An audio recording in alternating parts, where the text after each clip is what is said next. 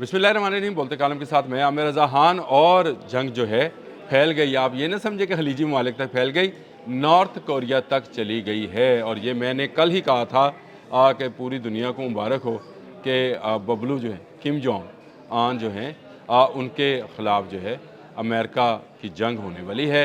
और ये इसका सबूत है कि CNN ने इस पर एक मुकम्मल रिपोर्ट जारी कर दी है और बताया है कि ईरान से फ़ारिग होकर डोनाल्ड ट्रंप को डील करना है किम जोंग अन का, जिन्होंने अपनी बेटी के साथ मिलकर इसी रवां हफ्ते में, जिसमें मैं आपसे बात कर रहा हूँ, आज जुमेरात का रोज़ है, 2 नए मिज़ाइल्स का तजर्बा किया है। और ये तजर्बा करके बताया है कि ये लॉन्ग रेंज मिज़ाइल हैं। जो लास्ट तजर्बा है क्रूज़ मिज़ाइल का, उसने 3.5 घंटे फ़्लाइट की है। यानी इस रफ्तार के साथ अगर 3.5 घंटे है तो इसका मतलब ये है कि ये अमेरिका तक भी जा सकता है। 3.5 घंटे की फ़्लाइट कोई छोटी फ़्लाइट एक मिसाइल के लिए नहीं है। CNN ने जो इस पर मजमून बांधा है, उसने कहा है after Iran and Venezuela Kim Jong Un must decide how to handle Trump.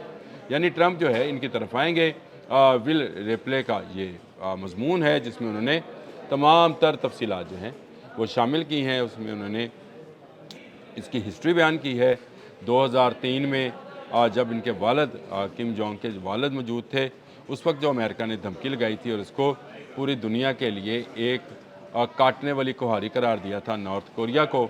और उसके बाद नॉर्थ कोरिया जो है के सदर जो हैं इनके वालिद, वो मंजर आम पर नहीं आए थे। यानी इस हिस्ट्री से बयान करते हुए वो अब के एटमी नॉर्थ कोरिया तक आता है और नॉर्थ कोरिया तक आकर बताता है कि डोनाल्ड ट्रंप ये समझते हैं कि नॉर्थ कोरिया का वजूद उनके जो टेक्टिकल एसेट्स हैं या उनके जो जोग्राफियाई एसेट्स हैं, जापान और साउथ कोरिया, उनके ख़िलाफ़ जो है नॉर्थ कोरिया को दबाना मकसूद है।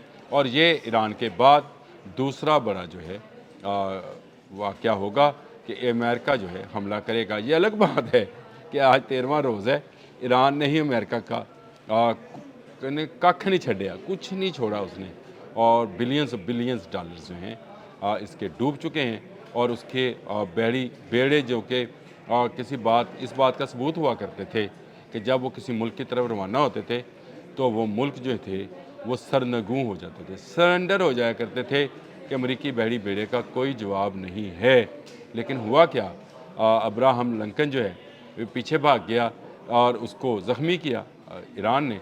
जॉर्ज W बुश को जो है वो रवाना किया गया है कि अब वो ईरान में जाए मार खाने के लिए।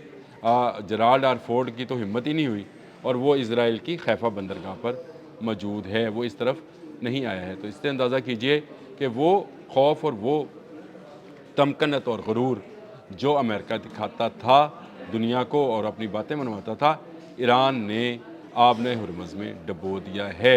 एक जहाज़ भी वहाँ से गुज़र नहीं पा रहा है। और इस पूरे हालात के अंदर कल मैंने डिस्कस किया था कि किम जोंग जो हैं वो इस जंग में आया चाहते हैं और उन्होंने ईरान के हक़ में बयान दिया है। और इनके साथ रशिया और चाइना जो है उनके दिफाई मुआहदे हैं। जी हाँ, किम जोंग अकेला नहीं है, गो ईरान के साथ भी मुआहदे हैं, लेकिन वो इस दफ़ाई नवीयत के नहीं थे जिस दफ़ाई नवीयत के शमाली कोरिया के साथ मुआहदे हैं। और किम जोंग जो हैं इसी की बिना पर अमेरिका को ललकारता है। यह आथर जो है ये लिखता है कि ये बात ठीक है कि किम जोंग जो है ये एटमी वॉरहेड बनाकर उससे अमेरिका तक पहुंचाने का इंतज़ाम कर चुका है और अमेरिका के हर कोने तक पहुंचाने का ICBM का कामयाब तजर्बा किम जोंग ने किया। अनडिक्लेयर्ड ये एटमी कुव्वत है, जिस तरह से इसराइल है, अभी तक इसने डिक्लेयर नहीं किया। लेकिन जिस रफ्तार से किम जोंग अपनी बेटी की बाहों में बाहें डालकर मिसाइल तजर्बे कर रहे हैं, मुझे लगता है ईरान वॉर ख़त्म होने से पहले पहले किम जोंग एटमी धमाका भी कर देंगे, क्योंकि वो किसी को खातर में नहीं लाते हैं। वो समझते हैं कि अग्रेसिव होना ही आपका सबसे बेहतरीन दिफा है। बिल्कुल, अगर आप एग्रेसिव होंगे तो यही आपका दिफा है कि लोग आपसे खौफ ज़दा रहेंगे। तो किम जोंग इस पर मुकम्मल तौर पर जो है अमल पैरा हैं। बैलिस्टिक मिसाइल्स उन्होंने बना रखे हैं, यानी इंटरकॉन्टिनेंटल बैलिस्टिक मिसाइल्स और मीडियम रेंज बैलिस्टिक मिसाइल और शॉर्ट रेंज बैलिस्टिक मिसाइल्स उसके पास हैं, जो वो जापान और साउथ कोरिया में कर सकता है। इसके साथ साथ किम जोंग जो हैं इंटरकॉन्टिनेंटल बैलिस्टिक मिसाइल्स जो अमेरिका तक का सफ़र करेंगे और अगर इनमें एटमी वार हेड हुआ तो अमेरिका की ईंट से ईंट बजा देंगे। CNN का ये आर्टिकल आज जो मैं आपसे डिस्कस कर रहा हूँ, जिसमें ये बताया गया है कि अगली बारी जो है शुमाली कोरिया की है।